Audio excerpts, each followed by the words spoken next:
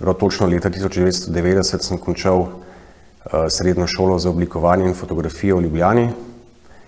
V 4. letniku sem pa tudi že predhodno fotografiral za priljubljeno mladinsko revijo Antena, kjer sem ostal potem do konca leta 1990 oziroma do začetka leta 1991. Leta 1991 spomladi sem se pa priključil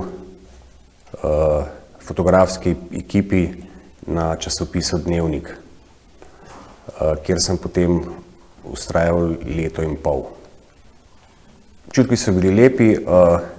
26. junija leta 1991 smo se z Dnevnikovo ekipo odpravili na proslavo, ki je bila na Trgu Republike. V mestu je bilo čutiti neko tako vzhičenje in res ta duh samostojnosti. Na sami proslavi smo fotografirali vsi štirje. Bilo je lepo, takrat je govoril predsednik države Milan Kučan. Fotografirali smo dvig slovenske zastave, spust jugoslovanske zastave pred parlamentom in jaz sem mogel fotografirati še,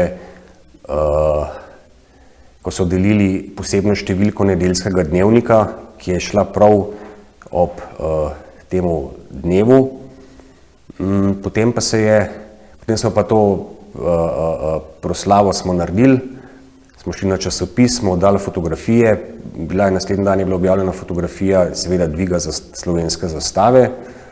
No in potem smo šli še v gostilnico Charlie nazdraviti kot ekipa pač dobremu delu in temu osamosvojitvenemu, kako bi rekel, prazniku.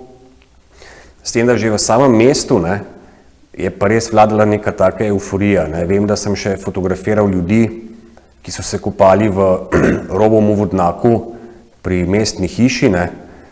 Nekateri so kar skakali noter, potem so veliko ljudi vozilo avtomobile, imelo skozi stekla ven potegnjene slovenske zastave in se je trubilo. Tako veselo vzdušje je bilo takrat v mestu. Potem pa se prav spomnim, da je Nace Bizilj rekel, da se vidimo naslednji dan, da se vidimo zjutraj.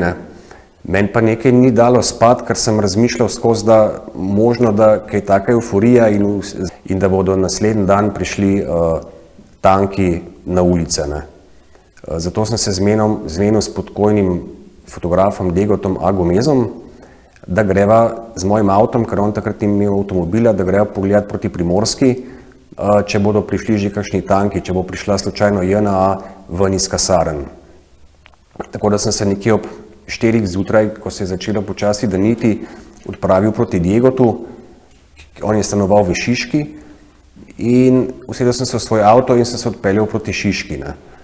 Na kar so me že v podvozu pri Tivoliju ustavili miličniki in so zahtevali, da dam avto v barikado, da postavim avto v barikado. Jaz sem jim probal razložiti, da sem fotograf in da delam za časopis Dnevnik in da rabim avto in tako naprej, ampak je rekel policist, kakšen Slovenec pa si, daj avto v barikado. No in potem sem dal avto v barikado in sem se tam znajdel brez avtomobila v podvozu. No, imel sem pa to srečo, da so pa mimo ravno takrat so se pripeljali mimo snemalci iz RTV Slovenije in so se tudi ustavili pred barikado in so vprašali, kaj je. No, njih je pa policist spustil mimo barikade, ampak so pa videli mene, kad tam stojim in sem rekel, fantje, grem lahko z vami. In so rekli, skoč noter, sedel sem v zadaj in so rekli, skoč noter, gremo skupaj pogledati, če so kakšni tanki. Oni so pa že imeli informacijo, da so tanki zapustili vojašnico na Vrhniki. No, na kar smo se odpravili proti Podutiku, ker je bila tam nekje ta trasa tankov, da ne bi preko Vrhnike, preko Podutika in Dravelj tanki prišli na Celovško cesto in potem proti Brniku. No in takrat smo čakali tam smo prišli v Podutik, kjer so bili še neki fantje na nekem kamionu, ki so proslavljali osamosvojitev proti jutru, takrat se je že počasi danilo. In vem, da smo mi slišali v gozdu že nek ropot, kar fin ropot, in to so bili ti tanki, ko so prišli iz Vrhnike, ki so bili namenjeni proti Brniku. Ne. No in takrat, snemalci vem, da sva stopila tako malo za drevo, ne, in se spomnim, da je takrat en od teh fantov, ki so imeli gor zabavo oziroma žurko, stopil pred tank, dvignil roke kot v znak, da ne se ustavijo. Ne. No, v glavnem, on je mogel odskočiti, ker ta tank se ni ustavil. In smo počakali, da je šla kolona mimo. Ne. Potem smo se usedli v avto in smo šli za njimi. Ne, in potem, jaz, ki sem sedel v zadnji v avtomobilu, seveda nisem mogel fotografirati iz avtomobila, ker na sprednjem sedežu je sedel pa snemalec od televizije in je skozi steklo, vetrobransko steklo, snemal dogajanje oziroma to vožnjo tankov. Jaz sem imel pa srečo, smo pa v Dravljah, smo stopili pa ven, da je snemalec še malo posnel. No, jaz sem pa takrat ustavil enega mopedista, enega mladega fanta na mopedu, se še dan spomnim, Tomosa BT50 je imel, ne, in sem ga prosil, če me pelje proti Šentvidu, da bom fotografiral tanke, ne, in je rekel lahko, tako da sem se usedel na zadnji sedež mopeda in sem se vozil z njim. Tako da sem z mopeda fotografiral to vožnjo tankov, ki so šli ki so se potem peljali po Celovški cesti, na kar me je odložil pri odcepu za Gorenjsko avtocesto. Ne. Tam sem ponovno fotografiral, ko so tanki razbijali barikado, tam so bili postavljeni neki kamioni, sem fotografiral to barikado, ne, na kar so se vmes ponovno po koloni, ko je kolona odpeljala, se je ponovno pripeljala televizijska ekipa z avtom. No, in sem spet skočil k njim v avto in smo se odpeljali naprej proti Brniku.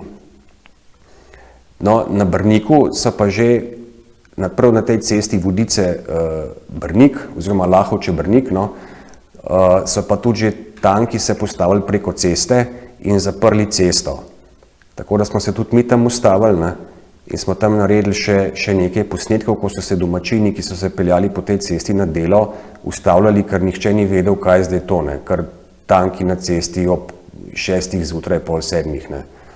Tako da to je bilo to prvo jutro vojne za Slovenijo, no, ta prodor kolone iz Vrhnike proti Brniku. Potem se spomnim, da so snemalci in kamermani televizije so se odpeljali proti Ljubljani, jaz sem pa tam ostal sam in sem potem najdel prevoz, ki je prišel Tomaž Skale proti Brniku in sem se z njim odpeljal nazaj na časopisno hišo Dnevnik.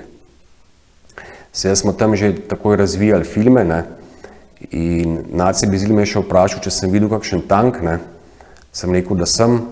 No, in potem, ko sem razvil filme, je bil Nace pač navdušen, ker je videl, da sem res spremljal cel čas to tankovsko kolono od Vrhnike oziroma od Vrhnike, od Podutika do Brnika. Takrat sem bil star 20 let, ne.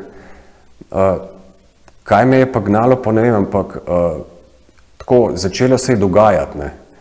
In to težko povem, ne, samo ko se začne dogajati, pa ko vidiš prvi tank, pa ko slišiš to ropotanje tankov, ki ni prijetno, ne, ker je res tak zvok, seveda dobiš nekaj adrenalina, ne, in potem kar delaš, ne, in sploh ne pomisliš v bistvu na to, kaj bi se ti lahko zgodilo, ali pa da bi kje tam, ki so razbijal barikade, da bi se kakšen kamion prevrnil ali pa kaj podobnega, ne. Ampak pač čist nekako instinktivno pač delaš, ne. In potem naknadno, šele, ko sem na Dnevnik nazaj prišel, ne, si se počasi potem tako se umiriš, ne. No, najbolj sem ponosen seveda na to sliko, ki je ta fant, ki je dvignil roke pred tankom, ne. Tam je najbolj tako. Potem pa še druge fotografije, še fotografija enega fanta, ki je na Celovški cesti odskočil od tanka, ne. Ta je bila potem v naslednjih dneh, sem pa jaz delal bolj vojno po Ljubljani, ne, ker nisem se smel voziti na teren, ker sem bil takrat še honorarni sodelavec Dnevnika.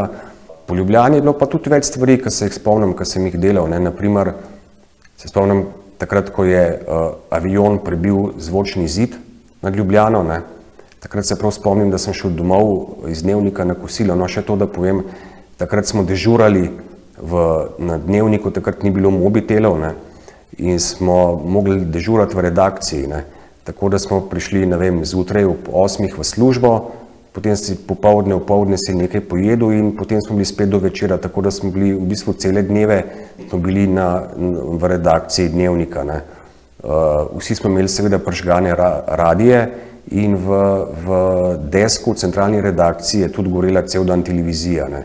Ker takrat si do informacij prišel zelo težko oziroma prišel si samo preko radija ali pa preko malih ekranov, ne.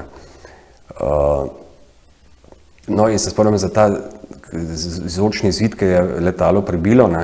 Spomnim, da sem šel glih domov jest in smo starši jedli kosilo, ne, in je kar naenkrat počelo kot 100 hudičev, ne.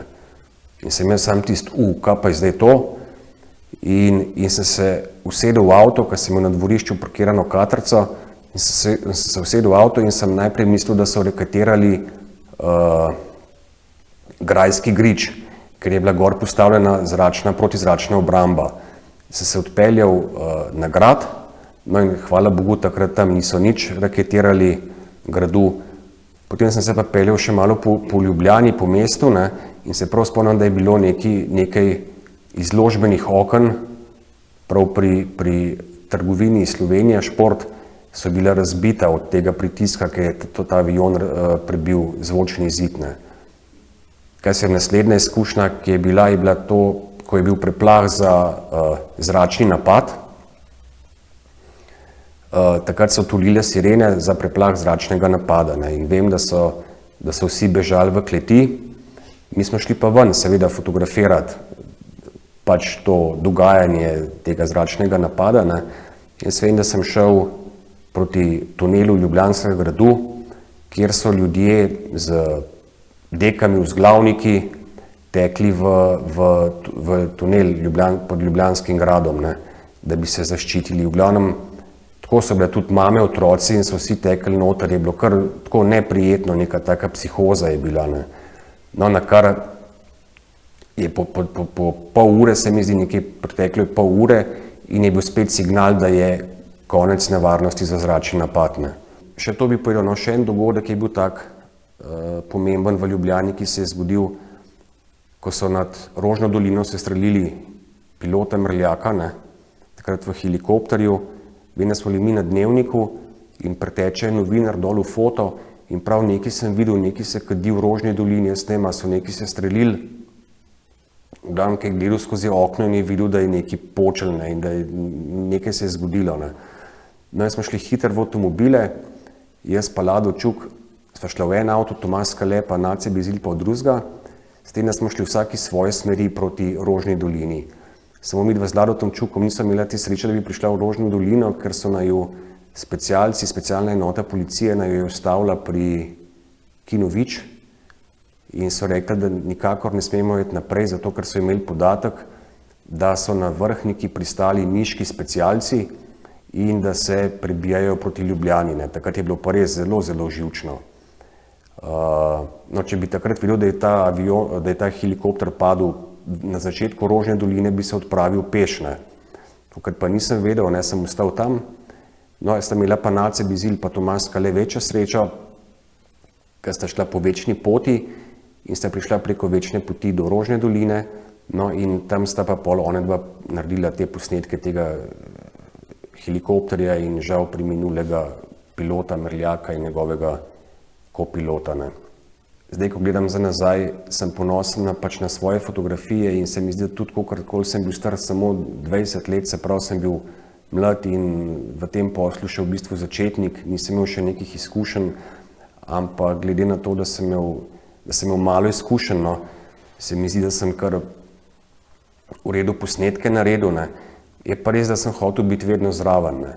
Tako da nikoli nisem razmišljal o tem, a je človeka strah ali a se mi lahko kaj zgodi, ne, ampak sem hotel imeti fotografijo, ne, tako kot je rekel Robert Capa, da če nimaš dovolj dobre fotografije, pomeni, da nisi bil dovolj blizu, ne. Teh 10 dni, ki je bilo, ne, sem imel fotoaparat vedno doma, v svoji sobi, ne, sem imel fototorbo vedno pri posli. Ne. Tako prav pri posli sem jo imel, no. Zato, ker če bi se karkoli zgodilo, da si samo torbo pograbil in stekel ven. Seveda sem hčerkama pokazal tudi te vojne fotografije v tej knjigi Vojna za Slovenijo, ne, in sem jim nekako probal razložiti, kako je bilo takrat, kako smo si pričakovali to samostojnost, kako smo se vsi veselili, ko smo postali samostojni, ne.